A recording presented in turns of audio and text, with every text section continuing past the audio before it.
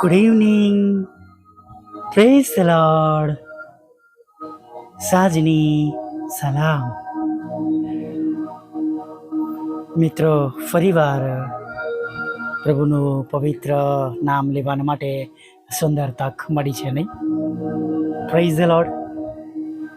જ્યારે આ રેકોર્ડિંગ થયું ત્યારે એના આગલા દિવસે હું પુષ્કળમાં આદો હતો. એ દિવસનું રેકોર્ડિંગ પણ બંધ રાખ્યું અને આજની સંગત પણ તબિયતના લીધે બંધ રાખી. પણ વાલા મિત્રો, મને આનંદ એ વાતનો છે કે પ્રભુ માટે જે કંઈ કાર્ય છે, જે કરવાના માટે કટિબદ્ધ છું, એ કાર્ય કરવાના માટે પ્રભુએ તમારી આગળ આજે સવારનો ઓડિયો પણ રેકોર્ડ કરવામાં મદદ કર્યો અને તેમના વચનો પૂરા પાડ્યા. અને અત્યારે પણ તેમની સમક્ષ ઊભા રહેવાના માટે મને સક્ષમ, ટટ્ટાર, મજબૂત અને નિરોગી બનાવ્યો, તંદુરસ્ત કર્યો. Hallelujah, praise the lord. ઘણીવાર હું થોડી બાબતો તમારી સાથે પણ વહેંચું છું. પાઉલ પણ કહે છે કે નહીં, આપણે એકબીજાના માટે પ્રાર્થના કરીએ. હાલેલુયા. મને પણ તમારી પ્રાર્થનાઓમાં ધરી રાખશો. હાલેલુયા. થોડીક નાની મોટી સમસ્યાઓ અને જરૂરિયાતો છે કે જેમાં પ્રભુ અમને સહાય કરે. હાલેલુયા. દરેક વખતે દાન બહુ અગત્યનું નથી. હું ચોક્કસ જાણું છું કે આ પૃથ્વી પર આપણને નાણાંની જરૂર પડે છે, પણ એથી વધારે બધું છે. પણ જો પ્રભુ નથી ને તો કોઈ મતલબ નથી. અને પ્રાર્થના આપણને આખો દિવસ દોરવણી આપે છે અને આખો દિવસ સાચા માર્ગમાં ચાલવાને માટે મદદ કરે છે, નહીં? પવિત્ર આત્માની દોરવણી દ્વારા. અને જ્યારે પ્રાર્થનામાં આપણે નમીએ છીએ, રહીએ છીએ, ત્યારે આપણે જાણે પ્રભુની વધારે નજદીક જઈએ છીએ. અને માટે મને પણ પ્રાર્થનામાં ધરી રાખજો. અને ખાસ કદી ખુલ્લે આમ કોઈ બાબત માટે કહેતો નથી, પણ તમને વિનંતી કરીશ કે મારું પ્રાર્થનાનું જે વેહિકલ છે એમાં મોટો એક ખર્ચ છે, એને પહોંચી વળવાને માટે ખાસ પ્રાર્થના કરજો કે સમય પર એવું સુંદર ફરી સરસ થઈ જાય કે આવનાર ઘણા બધા ગામોમાં, શહેરોમાં, ઘણા બધા કિલોમીટર સુધી અમે એમાં પ્રાર્થનાને માટે જઈ શકીએ. Hallelujah, praise the lord. આજે જ્યારે આ તો સવારનો સમય છે, જ્યારે હું સાંજનું રેકોર્ડિંગ કરી રહ્યો છું. સાંજના સમયમાં જ તમે આ ચોક્કસ સાંભળશો. પણ ભલા મિત્રો, પ્રભુ ઈસુના જીવન તરફ આપણે જોઈએ તો અદ્ભુત રીતે પૃથ્વી પર તેમણે જન્મ લીધો, નહીં? ને કોઈ પણ જગતના નિયમો કે પ્રમાણે, જગત પ્રમાણે પ્રભુનો જન્મ થયો નહીં. પવિત્ર આત્મા પિતા દ્વારા તેમનો જન્મ થયો. કુંવારી મરિયમના ઉદરે તેઓ જન્મ્યા અને સ્વર્ગનું સુખ મૂકીને તેમણે ગંદી ગભાડમાં મારા માટે, તમારા માટે જન્મ લીધો, નહીં? સ્વર્ગના રાજકુમારને પૃથ્વી પર જન્મવાના માટે ખાલી ગભાડ જ મળી, કોઈ જગ્યા મળી નહીં. Hallelujah, praise the lord. બહુ જ ગજબની બાબત છે વાલા મિત્રો. પછી જો એમને આગળ આપણે જોઈએ 12 વર્ષની ઉંમરે, તો તેમને મંદિરમાં લઈ જવામાં આવે છે, નહીં? અને પછી જે એક પ્રસંગ બને છે કે તેઓ પ્રભુ મંદિરમાં જે મોટા મોટા યાજકો અને પ્રભુ મંદિરના અધિકારીઓ હોય તેઓની સાથે તે વાદ વિવાદો કરે છે અને એમના મમ્મી પપ્પાથી તેઓ છૂટા પડી જાય છે. એ મતલબ કે પ્રભુના ઘરમાં તેઓ ત્યાં હોય છે અને તેઓની સાથે વાતો કરતા હતા, ગ્રુપ ડિસ્કશન કે વાદ વિવાદ કે કંઈ પણ, જે પણ આપણે કહીએ, પણ તેઓ અલગ અલગ રીતે તેઓ તેમના જ્ઞાનથી તેમણે એ બધાને પ્રભાવિત કરી દીધા હતા. આ બાબતો આપણે જાણીએ છીએ આપણે, રાઈટ? પછી જે બાબત છે કે મરિયમ અને યુસુફ તેમની સારી પેટે શોધ કરે છે, નહીં? અને ચોક્કસ કોની લાગણીઓ દુભાય નહીં કે મધર મેરી અને જોસેફ તેઓ તેમની શોધ કરે છે. ત્યારબાદ જ્યારે તેઓ તેમને જડે છે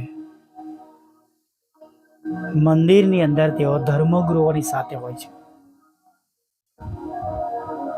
તેમના જ્ઞાનથી એ લોકો પણ ચકિત થઈ જાય છે.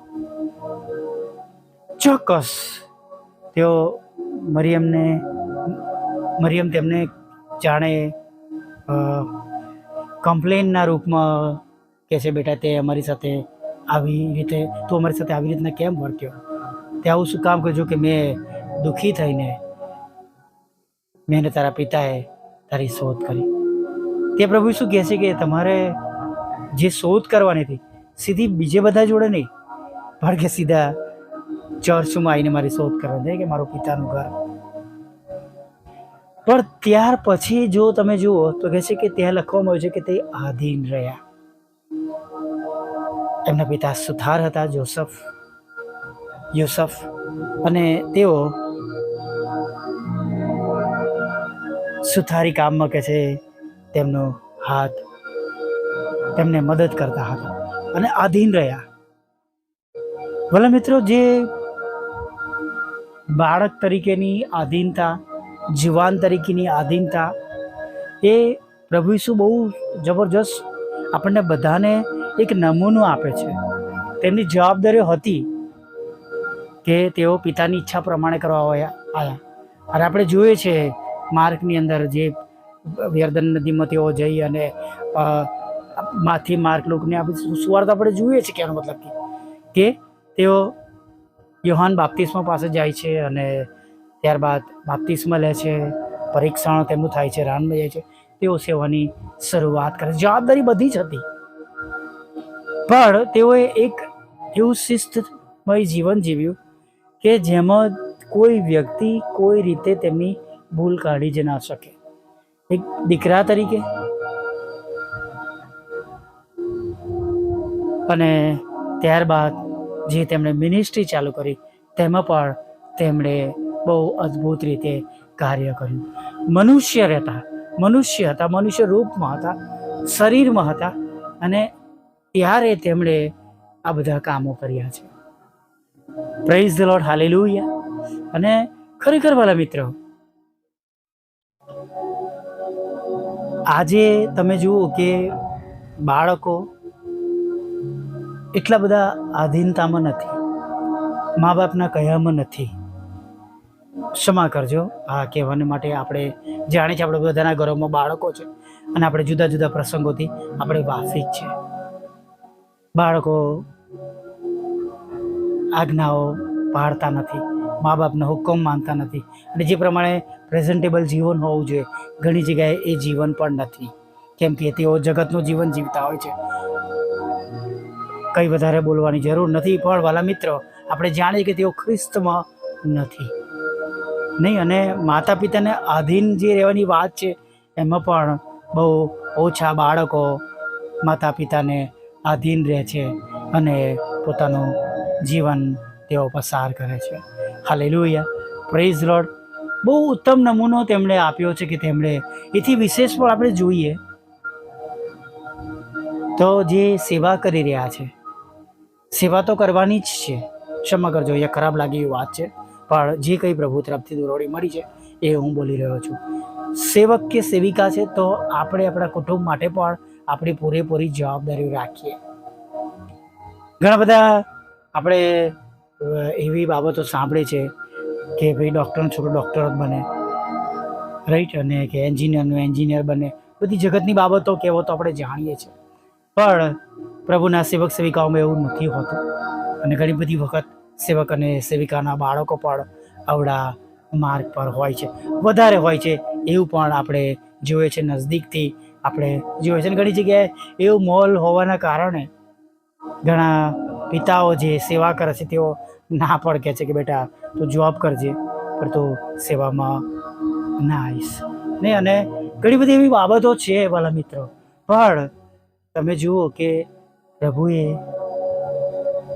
આ જગતમાં રહીને જે બાબતો આપણે કરી શકતા નથી એ કરી બતાવીને તેમણે નમૂનો આપ્યો છે. તેમણે પિતાની ઈચ્છા હંમેશા પૂરી કરી છે. ઘણી જગ્યાએ આપણે મા બાપો તરીકે કે જેમને કારભારી બનાવ્યા છે, આપણે બધા કારભારી છે, અને કારભારી છે એટલે આપણે બાળકનો કેમનો કારભાર કર્યો છે એનો જવાબ આપવો પડશે. કે આપણે આપણી ઈચ્છાઓ બાળકોમાં પૂરી કરવી દીધી છે કે ઈશ્વરની ઈચ્છાઓ. કડવી વાત છે વાલા મિત્ર.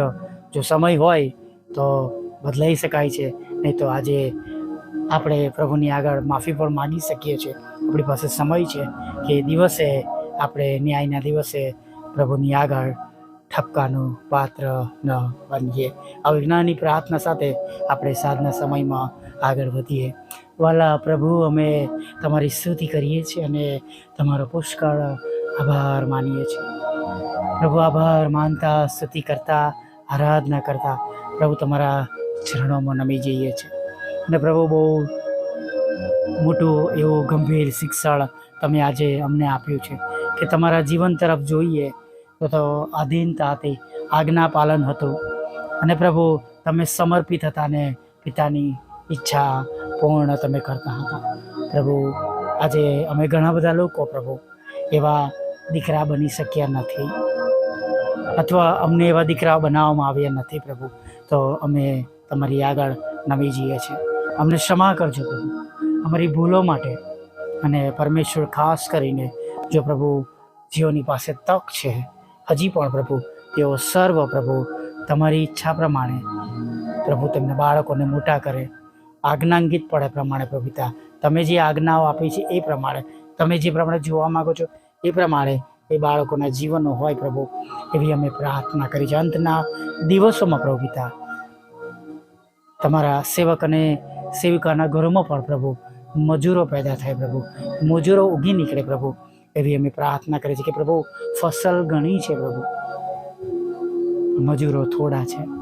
ત્યારે પ્રભુ જે જૂજ તમારા મજૂરો કામ કરી રહ્યા છે પ્રભુ, તમારા સેવક સેવિકાઓ છે પ્રભુ, તમે તેમની સાથે રહો. જે આ કઈ પ્રભુ નાની મોટી સેવા તમારા લોકો કરી રહ્યા છે પ્રભુ, એવી દરેક સેવાઓને પ્રભુ તમે પુષ્કળ આશીર્વાદિત કરો પ્રભુ. એટલા માટે કે પ્રભુ એ સેવાઓ દ્વારા ઘણા બધા નાશમાં જતા આત્માઓ બચી જાય પ્રભુ. પછી એ પ્રભુ મંદિરની સેવા હોય, વ્યક્તિગત અંગત મિનિસ્ટ્રી હોય, મિશનરી હોય પ્રભુતા, કે પ્રભુ પોતાની સંસ્થા તેઓ ચલાવતા હોય, તો પ્રભુ દરેકને પ્રભુ તમે સંભાળજો, બચાવજો અને તેમની સેવાઓ દ્વારા પ્રભુ તમને મહિમા મળે. ઘણા બધા આત્મા જીતનારા પ્રભુ અમે સગડા બની જાય એવું થવા અમારી મધ્યથી પ્રભુ સર્વ પ્રકારની લડાઈ, ઝઘડા, ઈર્ષા, દેખાય પ્રભુ, પક્ષી પ્રભુ દૂર થાય. હા પ્રભુ, કદાચ જગતના ધ્રોળ પ્રમાણે નામુમકિન હોઈ શકે છે, પણ અમે વિશ્વાસ કરીએ છીએ કે તમે સગળું મુમકિન કરી શકો એવા એકમાત્ર ઈશ્વર છો પ્રભુ. પ્રભુ, અત્યારે પ્રભુ જ્યારે અમે તમારી આગળ નમ્યા છે ત્યારે ખાસ તમારા દરેક બાળકો જેઓ તમને મળવા માટે આવ્યા છે તેમના માટે મધ્યસ્થતા કરે છે પ્રભુ. આખો દિવસ દરમિયાન જે વાનાને માટે તેઓ દુઃખી રહ્યા છે, નિરાશ થયા છે, ચિંતામાં રહ્યા છે પ્રભુ, તમને પ્રાર્થના કરી છે, વિનંતી કરી છે પ્રભુ. અને પ્રભુ તેઓની એ બાબતો પૂરી થાય માટે પ્રભુ તમને અરજો કરી છે પ્રભુ. તેને ખાસ એ સર્વ બાબતો તમે અત્યારે નોંધ મળો અને પ્રભુ તમે પૂરી પાડો, તમે આપો પ્રભુ. એટલા માટે પ્રભુ કે પ્રભુ તેઓનો આનંદ સંપૂર્ણ થાય પ્રભુ. હવે તેઓનું મન ઉદાસ ના રહે, દુઃખી ના રહે, તેમના આંખના આંસુઓ પ્રભુ આનંદ બદલાઈ જાય એવું થવા દો પ્રભુ. જે બીમાર છે પ્રભુ, તો પ્રભુ એમને તમે સાજા કરો. જીવલેણ રોગ છે એમાંથી બહાર કાઢો પ્રભુ પિતા. વ્યભિચાર છે, વ્યસન છે પ્રભુ, અને પ્રભુ દારૂ છે, જુગાર છે પ્રભુ, અને ડ્રગ્સ છે પ્રભુ, કેમિકલના નશાઓ છે, તમાકુના નશાઓ છે પ્રભુ પિતા, એ બધામાંથી પ્રભુ તમે તેમને છોડાવજો, બહાર કરો. પશ્ચાવી હૃદય આપો પ્રભુ, અને તમારી ગમ પાછા ફરે, તેમનો નાશ ના થાય એવું થવા દો. હા પ્રભુ, બીજા જે જગતના પાપો છે, ઈર્ષા, દેખાય, લોભ અને જગતનું ધન ને લાલસા, આંખોની વાસના પ્રભુ પિતા, અને પરમેશ્વર પિતા જે કઈ બાબતો પ્રભુ જે પવિત્ર આત્મા ફળોને અમારામાંથી દૂર કરે છે પ્રભુ, એ સર્વ બાબતોને તમે દૂર કરો પ્રભુ. અને પ્રભુ અમે તમારા વિશ્વાસો બાળકો બની શકીએ એવું તમે થવા દેજો પ્રભુ. તમારા બાળકોના રોજગારને, નોકરી ધંધાને પ્રભુ તમે આશીર્વાદિત કરજો. તેમની મધ્યથી લડાઈ ઝઘડા પ્રભુ તમે દૂર કરજો. કોર્ટ કેસ, એફઆઈઆર, ખોટા તુંબોતોને હટાવી દેજો. લગ્નનો આશીર્વાદ આપજો, બાળક ધનનો આશીર્વાદ આપજો. વિદેશ જવાના માટેના તેમના સગળા રસ્તાને પ્રભુ તમે ખુલ્લા કરજો એવી અમે પ્રાર્થના કરીશું. જુદી જુદી પરીક્ષામાં પાસ કરજો પ્રભુ. IELTSના બેન્ડ આપજો પ્રભુ પિતા. હા પ્રભુ, ખાસ પ્રભુ જેમને મકાન ખરીદ્યું છે, મકાન વેચવું છે પ્રભુ, એ પ્રમાણે તેઓ કરી શકે એવું થવા દો. લોનનો આશીર્વાદ આપજો, નાણાંનો આશીર્વાદ આપજો. વિશેષ પ્રભુ વિધુરો, વિધવા બહેનો, અનાથો, મનબુદ્ધિના લોકો, માનસિક રોગીઓ અને વિકલાંગોની પ્રભુ તમે સાથે રહેજો. જુદી જુદી પરીક્ષાઓ પાસ કરજો. અને પ્રભુ તેમના જે કંઈ વિદેશ જવાના પ્રશ્નો છે, રોકાયેલા છે, રૂકાવટ છે, ફાઇલના પ્રશ્નો છે, એને પણ કાગળિયાના પ્રશ્નો છે, પાસપોર્ટના પ્રશ્નો છે, એને હંમેશાને માટે પ્રભુ તમે દૂર કરજો. નાણાં બતાવવાના માટે પણ નાણાં જે કંઈ સ્ત્રોત છે એમના સ્ત્રોતને તમે આશીર્વાદિત કરજો. અમારી મિનિસ્ટ્રીને પર તમે આશીર્વાદ આપો. જે બે બાબતો તમારે આગળ રજૂ કરી છે પ્રભુ, એ બંને બાબતો પ્રભુ તમારી આગળ માન્ય થાય પ્રભુ પિતા. અને પ્રભુ જે મોટો એક પ્રશ્ન છે પ્રભુ, એ પહાડ જેવો પ્રભુ અમારા માટે છે, પણ તમે એને પ્રભુ દૂર કરી શકો છો એવો વિશ્વાસ સાથે તમારી આગળ હું અને મારી ટીમ અને પ્રભુ સર્વત નંબર તમારી આગળ નમી જઈએ છે.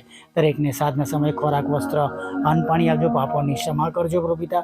અને પ્રભુ ખાસ કરીને પ્રભુ પિતા આવતીકાલે સવારમાં ફરીવાર તમારું ભજન કરવા માટે અમને બધાને સાજા ભલા તંદુરસ્ત ઉઠાડજો માગતા પ્રભુ ઈસુમાં આટલું સાંભળો, દીવ બાપ માન્ય કરજો.